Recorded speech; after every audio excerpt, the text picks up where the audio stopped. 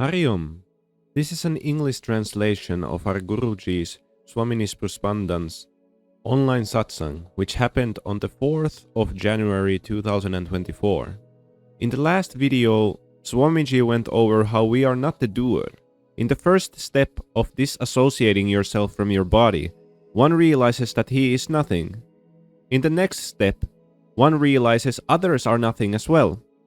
Everybody is the same. The last step, which is the third step, one sees God or Param-tattva, the highest truth in all and everything. Everything becomes Param-tattva. So having learned all this, how does one remain accountable and responsible in life if after all it is Param-tattva that is doing everything through me? Then how is anything I do wrong or problematic?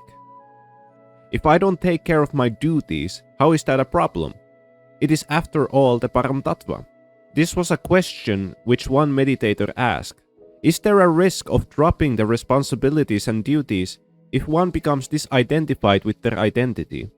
Swamiji details that in the beginning, it is the misconception of the human being that he is doing all the work.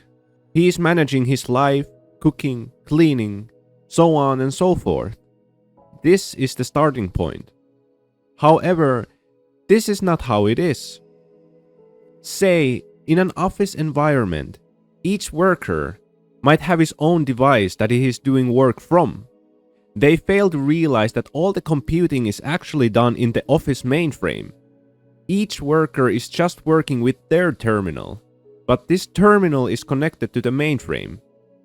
Initially, the worker may think that the computing is done in the terminal, but in actuality, all the computing is done by the mainframe. With time and experience, the worker will realize this truth. Swamiji calls this mainframe the mother computer, which is actually responsible for everything happening in this universe. In this example, we are like the terminals, but the source is the mainframe, mother computer or Paramatma, the highest soul. Swamiji tells of an ancient Indian poet called Kalidas, who when he was a young man was not very bright. One day he was sitting on a branch, sawing it with a saw, so that he was sitting on the side which would fall once the branch is cut. A man came up and told him to stop, as he would fall down with the branch. Kalidas, however, neglected the man's word and kept on sawing the branch. Soon enough, the branch snapped off, and Kalidas fell down with it. Now Kalidas started to think that this man who warned him must have been a great sage with deep wisdom. Having known that Kalidas was to fall down, Kalidas started going after the man. He started asking him, "How were you able to know that I would fall? Please share me your wisdom." The man told him that this is a very simple knowledge. Anyone could have known it. This was to exemplify the level of intellect that Kalidas had. Later on, Kalidas was once sleeping in a Kali Ma temple, where Devi appeared to him in his dream. She granted Kalidas vast wisdom and told him to eat kheer, a sweet milk pudding in India. Once Kalidas woke up and ate the kheer, he had completely changed into a different person and started creating great literary works, and has even a festival celebrated in his name. This story of Kalidas exemplifies the drastic change a person can go through in their life. A young person may not be very excelling in his studies at an earlier stage of his education, but at some point in his development, something happens in his mind and he can start even exceeding his university professors and start teaching classes. The change happens due to the inspiration of the divine.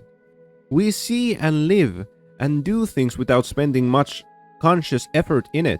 Things are happening automatically, without us giving much thought to them. So these kinds of changes are happening due to the divine grace. We are not beating our hearts. Even our heartbeat is happening due to the divine grace also. Swamiji tries to point out that we are simply the medium by which all acts happen through, by the divine will. We need to continue to do things, but stop identifying with the acts. It is the mother computer that does everything through us. We need to disentangle ourselves from the pride that we get by identifying with our acts. We need to continuously offer our good actions and our bad actions to the divine. Whatever is happening within us is happening due to the will of Paramatma. So stop identifying with the doer. We shouldn't take credit for the actions, nor feel guilty for them. We are just a medium of the Paramatma. The more and more we keep doing this identifying with our actions or inactions, not blame ourselves nor gratify ourselves, we keep getting closer and closer to God. We should always pray to God that if it's in your will, please make me a medium of things which are not harming anyone, because in the end, everything is divine. Ram was divine and Ravana was also divine. Ariom.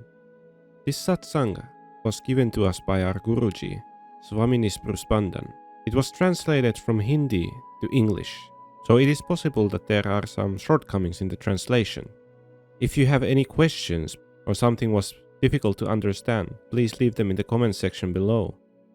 If you would like to be initiated into Kriya Yoga, you can contact us in our email nispruhyogkriyayog@gmail.com or by WhatsApp with the numbers +358 451 304884 in English and Finnish, or through the number +358 406 310499 in English and Hindi.